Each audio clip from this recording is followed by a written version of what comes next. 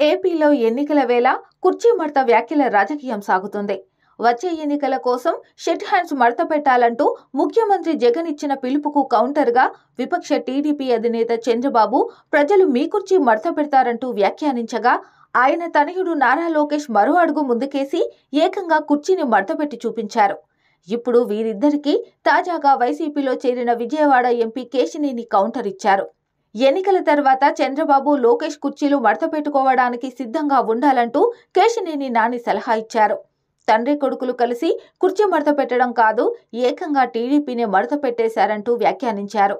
TDP ఆవిర్భావం నుంచి ఇప్పటి వరకు రాజ్యసభ ఎన్నికల్లో పోటీ చేయకుండా ఉండటం ఎప్పుడైనా ఊహించారా అని కేశినేని ప్రశ్నించారు. కానీ ఈసారి మాత్రం రాజ్యసభ ఎన్నికలకు దూరంగా ఉండిపోవడాన్ని తప్పుబట్టారు.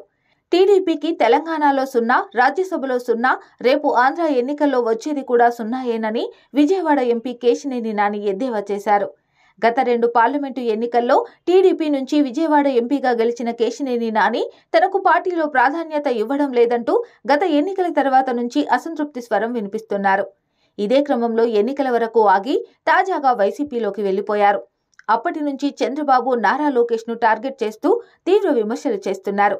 దీనికి టీడీపీ నేతల నుంచి కౌంటర్లు పడుతున్నాయి. ఎన్నికల్లోపు ఈ వార్ మరింత ముదరడం ఖాయంగా కనిపిస్తుంది.